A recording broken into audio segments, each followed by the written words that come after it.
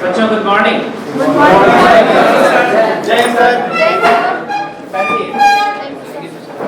आज एक selected candidate आप लोगों के बीच में आए, आदित्य फ्रॉम बिहार।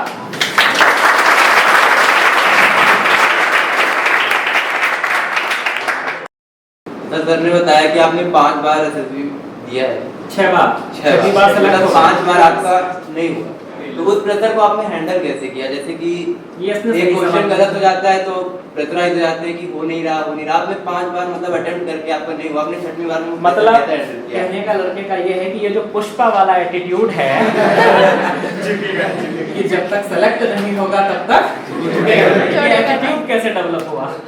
सर मैंने कभी इसके लिए प्रेशर नहीं लिया। every time when I went for my SSB and I got out, I got rejected. So just whenever I was leaving the place SSB, I knew that where I got wrong and where I could not perform well.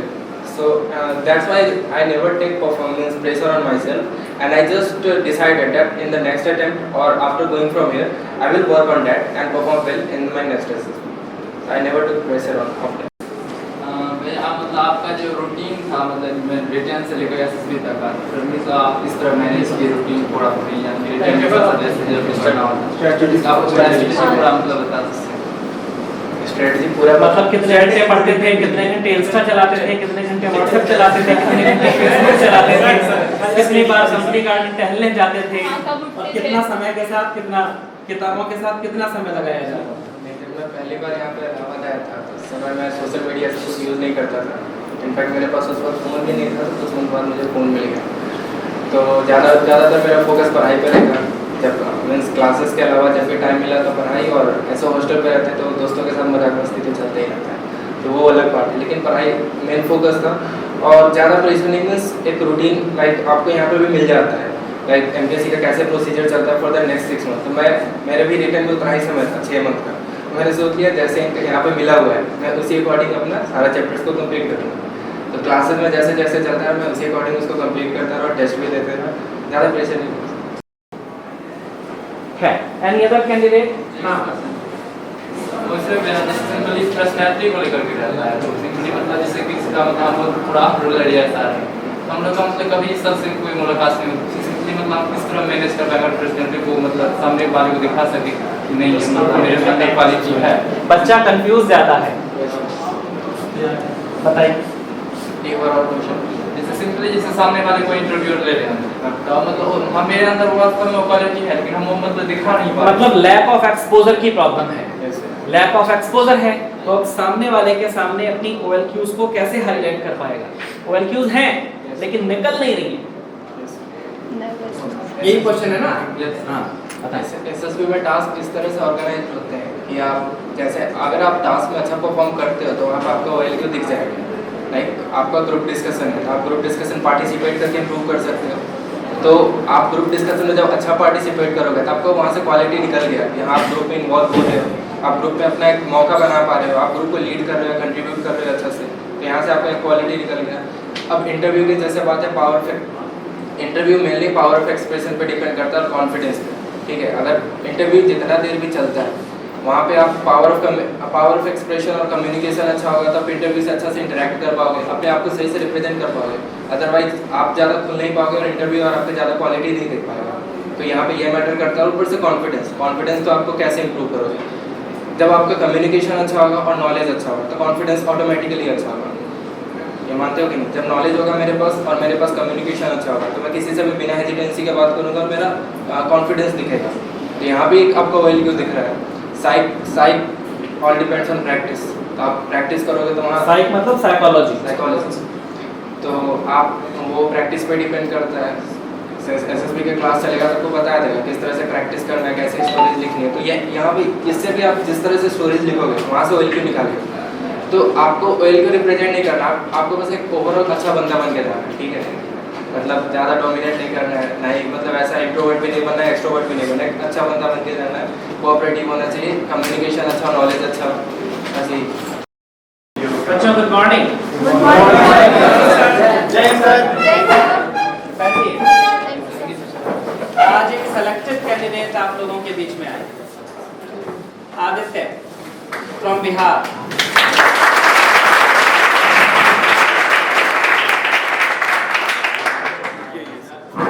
Finally NDA 148 में selected.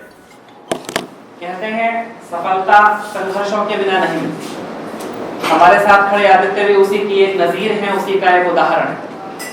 छठी SSB में finally selected, 5 SSB में fail, rural Hindi medium background, father medical representative, mother simply home maker, family में कोई भैया दीदी element नहीं जो इस चीज के लिए स्पेसिफिकली इग्नाइट करें, मोटिवेट करें। राइट आदित्य?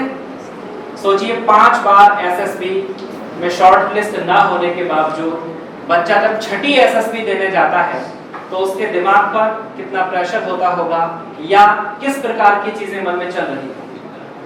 अब से पहले जो 5 बार एसएसबी क्वालिफाई, मतलब जो 5 बार एसएसबी देने गए, टोटल 6 दिए, छठी में सेलेक्ट ही हो गए। 4 बार एनडीए रिटन क्वालिफाइड और 2 बार टीएसएनडी। ऐसा भी हुआ कि एक बार कॉन्फ्रेंस आउट होने के बाद टीएस में, उसके बाद अगली रिटन की एसएसबी में स्क्रीन आउट हुई। तो ऐसे में तो इंसान सोचने लग जाएगा कि भाई मैं ऊपर जा रहा हूं या मैं नीचे जा रहा हूं। लेकिन जैसा कि आदित्य का कहना है कि जब एक बार कॉन्फ्रेंस तक पहुंचे, उसके बाद फिर से जब स्क्रीन आउट हुए तो अपनी खुद की मिस्टेक समझ में आई कि कहां पर इस बार लापरवाही या केयरलेसनेस रह गई, और उसी के आधार पर आदित्य ने और खुद को इम्प्रूव किया। आज सफल होकर आपके सामने खड़े हैं। तो हिंदी मीडियम के बहुत सारे बच्चे ये सोचते हैं जी because we are basically from Hindi medium, from a rural background, so we can't be selected. तो he is an example of that. अब आदित्य आपके पास है, आपको अपनी जर्नी हल्के सी बताएंगे। आपके पास कोई डाउट अगर हो तो feel free to talk to Aditya. ठीक है? Yes sir. मैं मेजर कल्सी क्लासेस में 2019 में एडमिशन लिया था आफ्टर माय बोर्ड, और मैं 6 महीने के यहाँ पर कोचिंग लिया था because in my first written I could not qualify, so I thought that somewhere I had some myths in my mind and I also thought that it may be that if I stay at home then I will not be able to clear my next attempt. That's why I searched on the Google and YouTube and I decided to join here MPSC. So I joined it here. Then means classes went well and I also practiced and studied well at my hostel, and thereafter I did well in my next NDA rating. Consecutively I also got my TSSSB and I waited for that.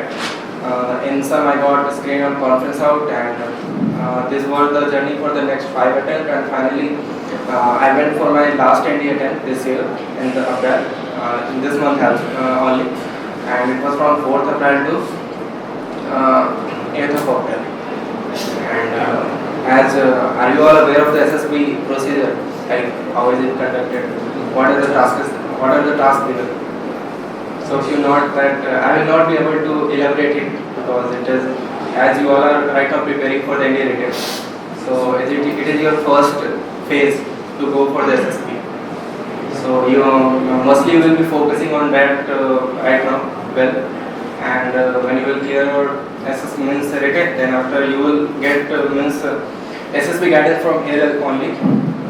There are also SSB classes which is well organized, and you will get to know about the SSB very well, and teachers means mentors SK sir and Wing Commander KP Thakur sir, they all are well organized and the classes are organized, and you will get to know about SSB well, which will help you to perform well in your SSB. So this is it. As per my written part, you have to work hard for the written. You have to decide your strategy, like how you want to score in your written. Like there are two tests. First is math and the second is GAT. So as you all know, the NDA cutoff is means minimum 350 and if you want to get in merit list, then you need to score at least 380 or 400. So you have to decide how you want to score, and you have to decide in which section you are good and where you can perform well. So it is all upon you, and if you are not good at some section, so work hard on that and take teachers' guidance.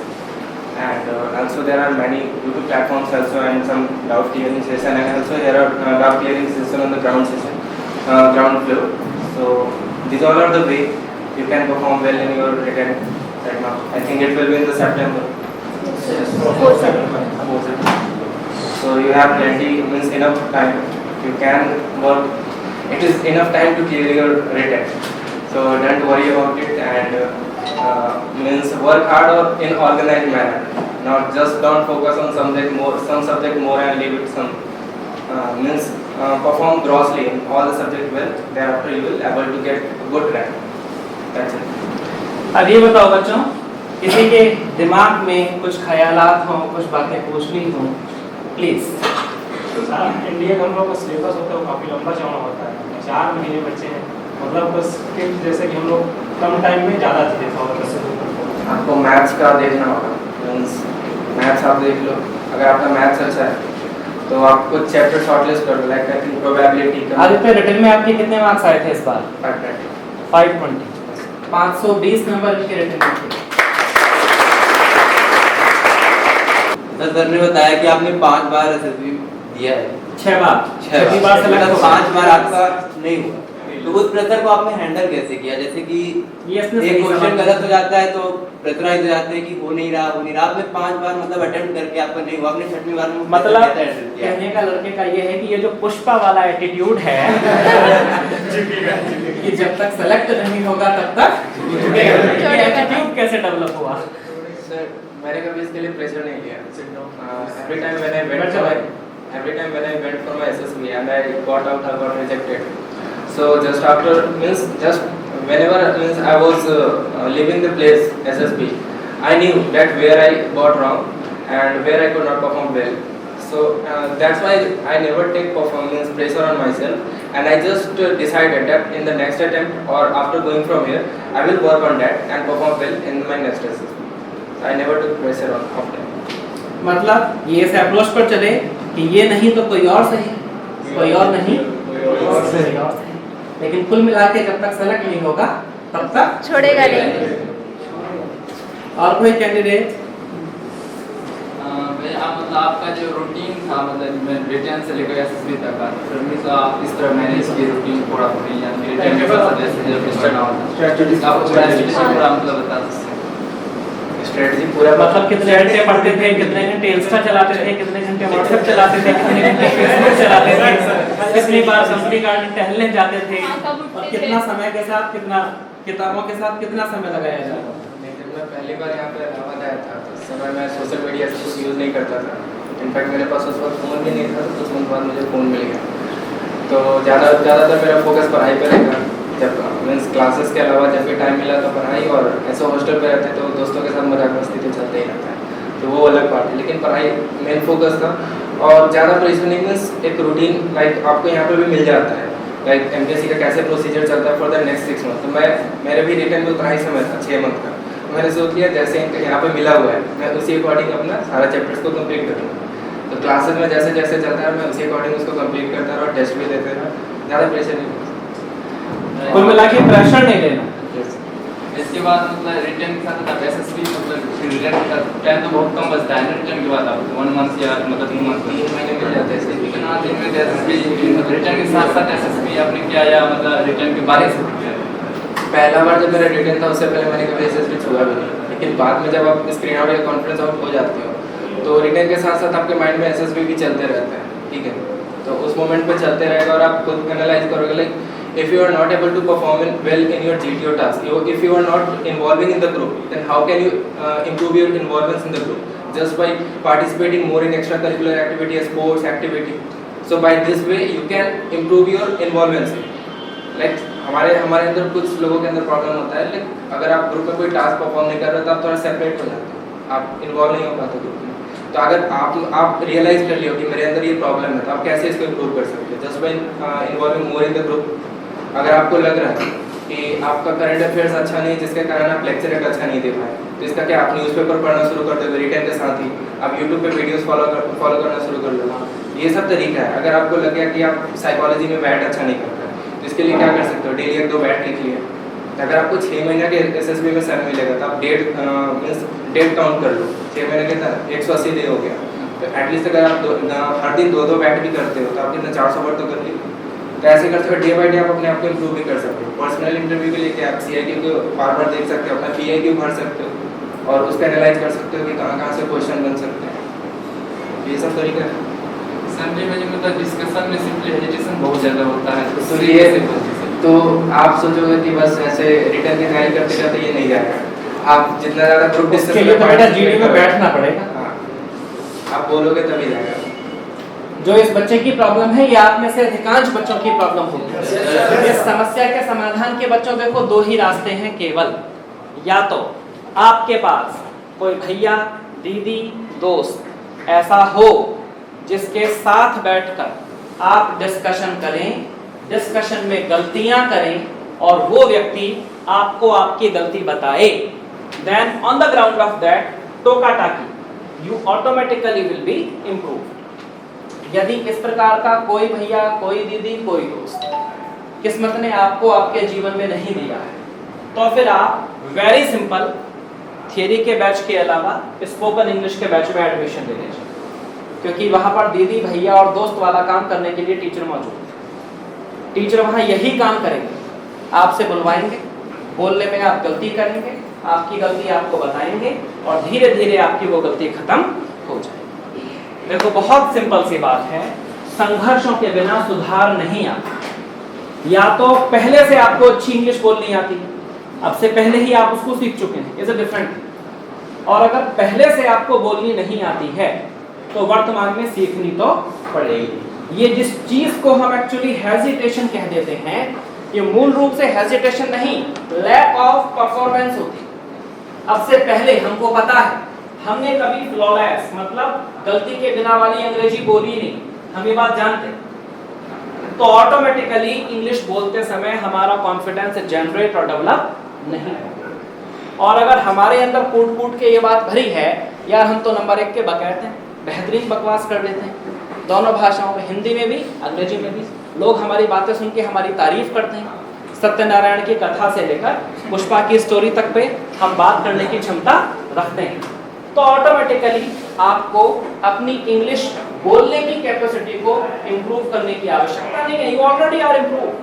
भाई doctor के पास मरीज जाएगा कि healthy आदमी? अब अगर मुझे दिल की बीमारी है तो मुझे डॉक्टर के पास जाना पड़ेगा कि घर बैठे इम्प्रूव हो जाएगी? डॉक्टर के पास जाना पड़ेगा। और अगर मेरा दिल एकदम ठीक ठाक है तो मैं कार्डियोलॉजिस्ट को पैसे क्यों दूंगा? नेचुरल सी बात है। तो अब ये आपका जजमेंट है, आप समझिए इस बात को कि वर्तमान में आपको वो बीमारी है या वो बीमारी नहीं।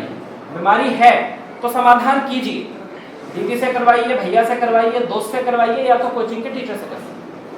और अगर बीमारी नहीं है तो फिर कोई बात नहीं है। Any other candidate? हाँ, वैसे मेरा सिंपली पर्सनैलिटी को लेकर के रहता है, तो सिंपली मतलब जैसे कि इसका मतलब बहुत पूरा रूरल एरिया है, हम लोग का मतलब कभी इस तरह से कोई मुलाकात नहीं होती। सिंपली मतलब किस तरह मैनेज कर पाएगा पर्सनैलिटी को, मतलब सामने वाले को दिखा सके कि नहीं मतलब मेरे अंदर क्वालिटी है। बच्चा कंफ्यूज ज्यादा है, बताइए। एक बार और क्वेश्चन। जैसे सिंपली जैसे सामने वाले को इंटरव्यू ले रहे हैं तो मतलब हम मेरे अंदर वो वास्तव में क्वालिटी है लेकिन हम वो मतलब दिखा नहीं पा रहे, मतलब लैक ऑफ एक्सपोजर की प्रॉब्लम है। लैक ऑफ एक्सपोजर है तो अब सामने वाले के सामने अपनी OLQs को कैसे हाईलाइट कर पाएगा? OLQs हैं लेकिन निकल नहीं रही है, यही क्वेश्चन है ना?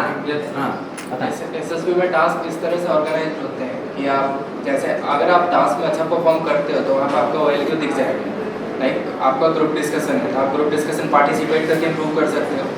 तो आप ग्रुप डिस्कशन में जब अच्छा पार्टिसिपेट करोगे तो आपको वहाँ से क्वालिटी निकल गया कि आप ग्रुप में इन्वॉल्व हो रहे हो, आप ग्रुप में अपना एक मौका बना पा रहे हो, आप ग्रुप को लीड कर रहे हो, कंट्रीब्यूट कर रहे हो अच्छा से, तो यहाँ से आपका एक क्वालिटी निकल गया। अब इंटरव्यू की जैसे बात है, power of interview mainly power of expression पे डिपेंड करता है और कॉन्फिडेंस पे, ठीक है। अगर इंटरव्यू जितना देर भी चलता है वहाँ पे आप पावर ऑफ एक्सप्रेशन और कम्युनिकेशन अच्छा होगा तो आप इंटरव्यू से अच्छा से इंटरेक्ट कर पाओगे, अपने आप को सही से रिप्रेजेंट कर पाओगे। अदरवाइज आप ज़्यादा खुल नहीं पाओगे और इंटरव्यू और आपको ज़्यादा क्वालिटी नहीं देख पाएगा। तो यहाँ पे ये मैटर करता है। और ऊपर से कॉन्फिडेंस तो आपको कैसे इंप्रूव करोगे? जब आपका कम्युनिकेशन अच्छा होगा और नॉलेज अच्छा होगा तो कॉन्फिडेंस ऑटोमेटिकली अच्छा होगा। ये मानते हो कि नहीं? जब नॉलेज होगा मेरे पास और मेरे पास कम्युनिकेशन अच्छा होगा तो मैं किसी से भी बिना हेजिटेंसी के बात करूँगा और मेरा कॉन्फिडेंस दिखेगा। तो यहाँ भी एक आपको वैल्यू दिख रहा है। साइक ऑल डिपेंड्स ऑन प्रैक्टिस। तो आप प्रैक्टिस करोगे तो वहाँ साइक मतलब साइकोलॉजी। तो आप वो प्रैक्टिस पे डिपेंड करता है। एसएसबी के क्लास चलेगा तो आपको बताया देगा किस तरह से प्रैक्टिस करना है, कैसे स्टोरीज लिखनी है। तो ये यहाँ भी इससे भी आप जिस तरह से स्टोरीज लिखोगे वहाँ से OLQ निकालोगे। तो आपको OLQ रिप्रेजेंट नहीं करना, आपको बस एक ओवरऑल अच्छा बंदा बन के जाना है, ठीक है? मतलब ज़्यादा डोमिनेट नहीं करना है, नहीं मतलब ऐसा इंट्रोवर्ट भी नहीं बनना है, एक्सट्रोवर्ट भी नहीं बनना है, एक अच्छा बंदा बन के जाना है। कोऑपरेटिव होना चाहिए, कम्युनिकेशन अच्छा, नॉलेज अच्छा। ऐसे ज़्यादा पर्सनैलिटी पे सोचोगे तो टेंशन में आ जाओ आप। ये जैसे आप देखो, आप मूवी देख रहे हो पुष्पा, ठीक है? पुष्पा से आप ये सीखो ना, उसके अंदर कॉन्फिडेंस था उस लेवल में। देखो पुष्पा के हिट होने का एक ही कारण था, उसमें अल्लू अर्जुन का एटीट्यूड। भाई third class movie, bottom class story, picturisation अच्छा था नो डाउट, साथ की साउदी फिल्मों में होता है। भाई पुष्पा में था क्या जो मूवी इतनी सुपर डुपर हिट हो गई? केवल अल्लू अर्जुन का और हीरोइन का एटीट्यूड, नथिंग एल्स। वो अपने एटीट्यूड की वजह से फेमस हो कि कुछ है या नहीं है लेकिन झुकेगा नहीं, है ना? तो अंतर है, मूवी में नहीं झुकी। तो बेटा सीन क्या है कि जिस चीज को हम कॉन्फिडेंस कम होना या हेजिटेशन होना कह देते हैं वो हमारा लैक ऑफ एक्सपोजर और लैक ऑफ परफॉर्मेंस होता है। आपको बाइक चलानी आती है, मैंने किसी काम से आपको भेजा और बाइक की चाबी दे दी, तो क्या आप बाइक चलाने में हेजिटेट होंगे? आपको कार चलानी नहीं आती, मैंने आपको किसी काम से कहीं भेजा और कार की चाबी दे दी, अब आपको मुझसे ये भी नहीं बताना है कि आपको कार चलानी नहीं आती, तो क्या फिर भी आप चाबी पकड़ेंगे? बस उसी चीज को हम हेजिटेशन कहते हैं। लेकिन ये एक्चुअली हेजिटेशन है कि एक्सपीरियंस और नॉलेज की कमी। अगर कार चलाने की नॉलेज होती तो चाबी पकड़ने में कौन सा जोर पड़ रहा था भाई? लेकिन जब पता है, आज तक नहीं चलाई तो भैया आज ही कैसे चला लेंगे? अचानक तो नहीं चल जाएगी ना। तो समस्याएं यहाँ पर आती। आज से पहले कभी स्कूल में स्टेज परफॉर्मेंस दी नहीं है, कभी किसी डिबेट में पार्टिसिपेट किया नहीं है, किसी जीडी में बैठे नहीं है, आज अचानक अब जीडी में बैठ रहे हैं और उसमें सोचें कि हम तो भाई बिल गेट्स की तरह बोलते हैं। बिल गेट्स वैसे अच्छा ऑडिटर है नहीं, हम मान लो नरेंद्र मोदी की तरह बोल रहे हैं, वो तो अच्छे ऑडिटर है ना। तो ये समस्याएं खड़ी होती है। अब तो जैसा कि इन्होंने कहा कि भाई जैसे जैसे आप उसकी प्रैक्टिस करते जाएंगे ऑटोमेटिकली वो चीजें डेवलप होती बशर्ते प्रैक्टिस। और कोई बच्चा? कॉन्फिडेंस या बेस्ट थिंग्स। तो सर कॉन्फिडेंस जो है वो एग्जाम टाइम में अच्छी चीज़ होती है, but some time confidence over confidence में कन्वर्ट हो जाता है। How to be manage? ये तो आपके ऊपर डिपेंड करता है। आपको खुद रियलाइज होना चाहिए कि आप कब कोई चीज़ ओवर कर रहे हो। जैसे ग्रुप डिस्कशन है, आपके पास कॉन्फिडेंस है तो आपको समय मिला है तो सबको बोलना है आपको। अगर आप अकेले बोलने लग गए तो ओवर कॉन्फिडेंस और डोमिनेट कर रहे हो, ये मैटर करता है। ओवर कॉन्फिडेंस फिर ये एक हो गया कि आप थोड़ा सा ओवर कॉन्फिडेंस हो गया और आप प्रैक्टिस पे थोड़ा कम ध्यान दें, मेरा तो हो ही जाएगा, ठीक है? तो इस सेंस में भी ओवर कॉन्फिडेंस को लेते हैं। पीजीटी में भी ओवर कॉन्फिडेंस, तो आपको खुद से रियलाइज करना है। आप अपने आप मतलब हिंदी से इंग्लिश में कैसे एक्सचेंज करते हैं?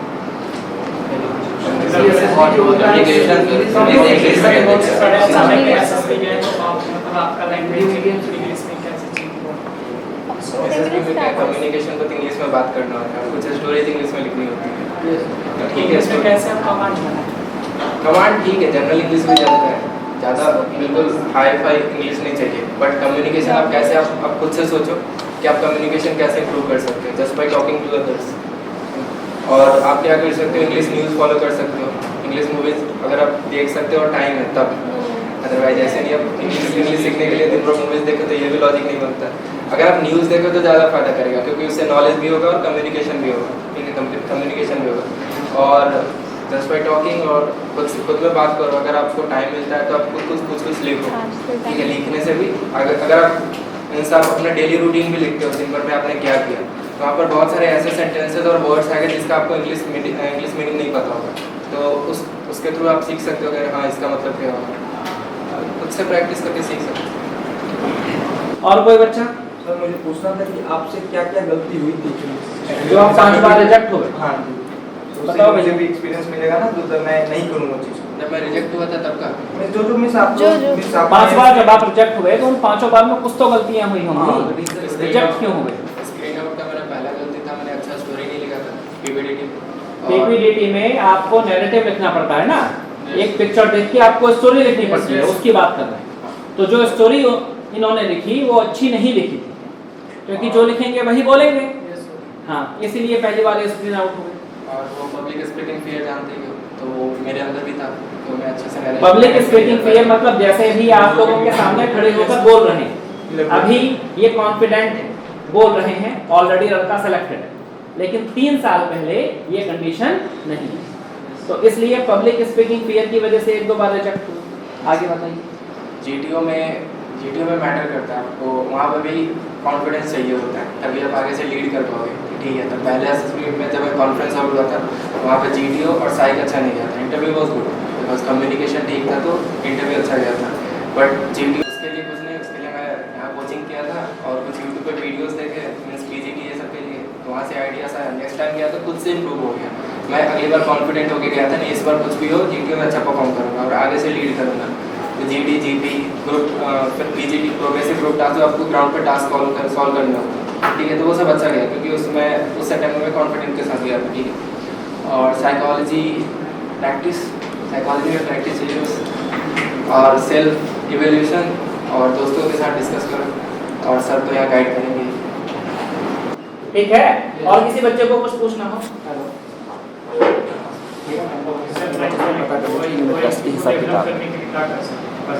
है ना, 10 to 1 के सारे बच्चे क्वालिटी सबके अंदर होती है। ठीक है, अब डेवलपमेंट अभी क्वालिटी है लेकिन पता नहीं चल रही ना, लेकिन इम्प्रूवमेंट के लिए क्या कर सकते हैं?